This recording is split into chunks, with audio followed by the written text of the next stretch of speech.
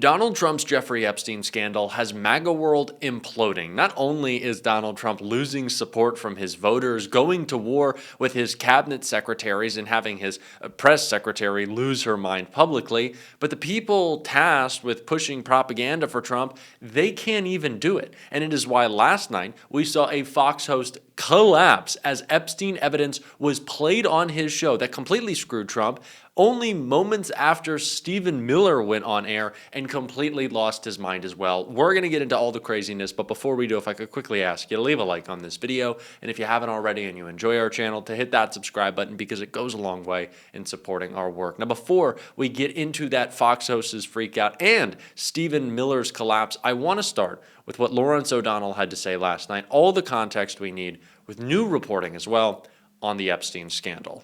And Ghislaine Maxwell was not asked a single question about that email by Donald Trump's criminal defense lawyer, who now serves as Donald Trump's Deputy Attorney General, Todd Blanche, who went to Florida to do a so-called interview with Ghislaine Maxwell.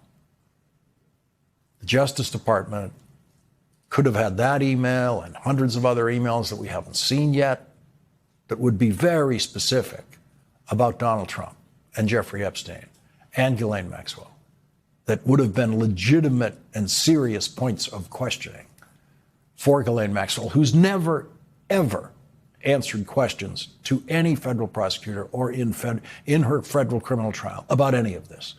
Donald Trump has obviously been living all year in fear of release of the Jeffrey Epstein files, and tonight that fear has to be more intense than ever. The fear that makes him snap and call Republicans very bad and stupid is an informed fear.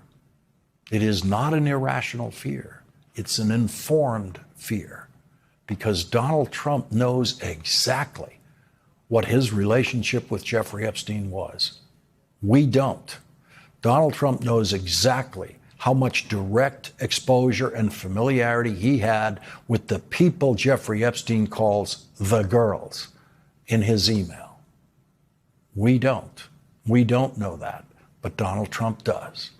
Donald Trump knows everything about his relationship with Jeffrey Epstein that might be in the Epstein files. And knowing everything that Donald Trump himself knows about his relationship to Jeffrey Epstein, Donald Trump had a choice. He could have said, let it all come out. I have nothing to fear because I know everything about it and I know there's nothing to fear. Or knowing everything Donald Trump knows about his relationship with Jeffrey Epstein, and after having been briefed about what the Epstein files say about him by his Justice Department, Donald Trump seems to have decided that the Epstein files must never come out. That's the position he has chosen. And now the dog is barking at the very bad and stupid Republicans who support the release of the Epstein files. After the dog barked at those Republicans and called them bad and stupid at 2:03 p.m. today, 4 hours later, Politico reported senior Republicans privately believe dozens of Republicans will vote for it, possibly 100 or more, according to 5 people granted anonymity to speak candidly. And so the mad, barking dog might be on his way to creating the biggest bipartisan landslide vote against Donald Trump the House of Representatives has ever seen. Tonight, instead of looking at the Epstein files that were created by the Justice Department's investigation into Jeffrey Epstein, we are looking at emails about Donald Trump written by Jeffrey Epstein that were in the possession of Jeffrey Epstein's estate after his death. And we have those emails tonight thanks to a thread of luck that began 112 days ago when Amy Schuster decided that the guests on this program that night should be attorney for Epstein survivors Brad Edwards, along with Congressman Ro Khanna and Andrew Weissman. The cover-up has never been clearer, and what's worse for Donald Trump's administration is that it's a bad one. Trump, in fact, brought more attention to this Epstein scandal by trying to run away from it, shutting down the government for 8 weeks, refusing to swear in Adelita Grijalva. Do you think that made us talk about the Epstein scandal less? No. Donald Trump running away is why we are at this point right now, and it is only going to get worse as everyone around him tries to hide from the Epstein scandal, including the Fox propaganda outlet, which refused to talk about it all day until Stephanie Miller went on air and had Sean Hannity literally melting down as Epstein evidence was shown on his show. And right after that clip, I also want to look at Stephen Miller's meltdown as well. I thought it was funny, but if it was anybody else, I probably wouldn't think it was as funny. So, well done. Thank you for being the only one on the right that gets the joke. Sean, it was a joke. And then, you know, the funniest thing about this story is Trump's all over the Epstein files. And I wonder if they're going to release that after the big bombshell. I didn't see anything about that on Fox News today. Yeah. Okay. So let's release them. Let's release those files. Is this what passes for news? Is this what passes for news on Fox News? Why did you kiss her feet? I mean, think about the contrast, Sean. President Trump bringing trillions of investment into America, giving Americans trillions of dollars in tax cuts. And what did Democrats do in their big moment? They steal hardworking money from our taxpayers, they cancel their flights, and they destroy billions of dollars in economic value. You will not see a clear contrast. The Democrats are the party of destruction. President Trump is leading the party of creation, opportunity, and wealth. Are you... Stephanie Miller making Sean Hannity lose his mind, followed by Stephen Miller losing his mind with Sean Hannity. Fox is in a state of utter collapse. It is a complete disaster over there. And there's nothing that they can do about it. There's nothing that they can do about it. There is no amount of spin that you can try and put on this ball. There's no amount of distraction, because even Donald Trump's own supporters once again were on Truth Social yesterday saying, why won't you release the Epstein files? Why won't you show us the evidence? And it's very difficult for them to give an explanation when it's all they talked about on the campaign trail, of course. But the pressure campaign they launched has also been so obvious. Why did they have to bring Lauren Boebert into the Situation Room to talk to her about the Epstein files? Why did they need a secure environment like that? Why? What is so different about this discussion? What could they possibly be hiding that they needed to go into such an airtight environment? What? Seriously, what is so top secret? They only create more questions for us to ask and to want answered with every action that they take. And it's funny because yesterday we covered this on the show. Megyn Kelly, the former Fox host, was saying that these emails are really bad for Donald Trump. And of course they are. You'd be an idiot not to be able to acknowledge that. So no credit to Megyn Kelly. But then she said something that I didn't expect, that what she was more upset about was the bungling of the PR campaign, if you would, around Epstein. Now, isn't that crazy that she was more upset with the PR side of releasing the Epstein files than Donald Trump's name being in the Epstein files? That is how brain broken these people are.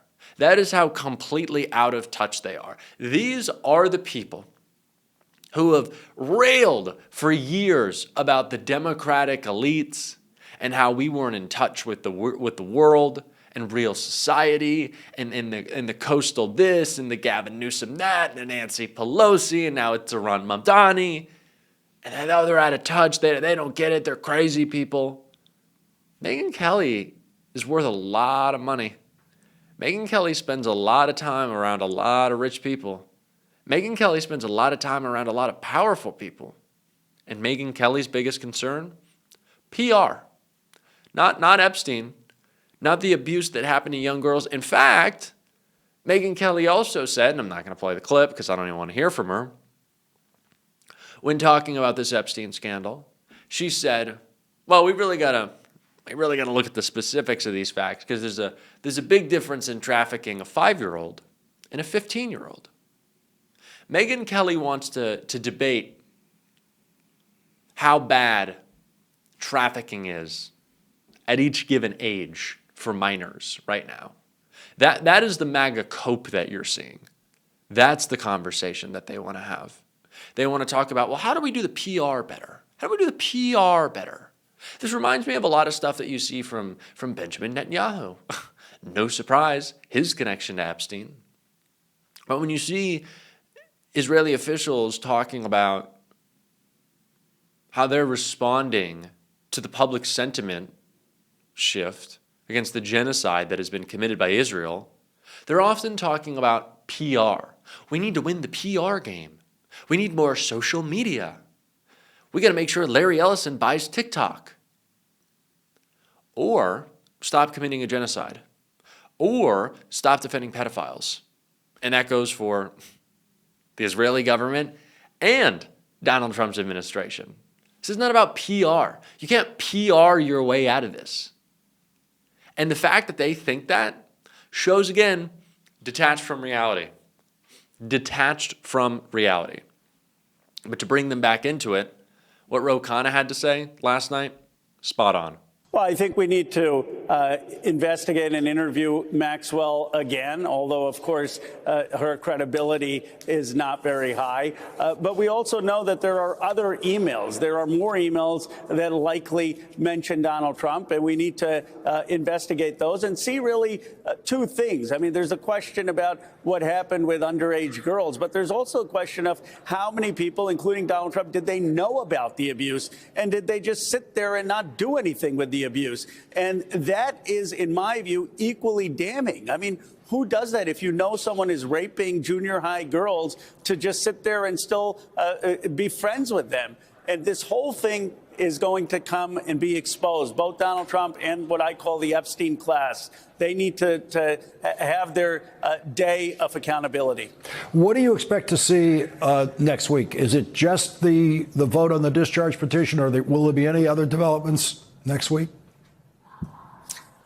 Well, there'll be the vote on the discharge petition. Of course, the numbers matter, Lawrence. You're more of an expert on the Senate than I am. But the bigger the number in the House, the more likely there is that this gets taken up in the Senate. And I'd like it to get taken up in the Senate because that's really obviously what will force the release. But it also will send an incredible message in this country of people standing up to Trump. There's also further investigation. We expect more document releases. And then we have a press conference on Tuesday. Marjorie Taylor Greene, Thomas Massie and I, Bradley Edwards, and the survivors. And they're getting some of the survivors who haven't told their story before. And they're going to talk about what really is in these files and what they want to see in terms of justice.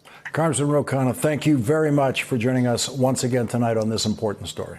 There has been a lot of Democratic leadership over these past couple of months that has really cemented itself as being able to get the job done.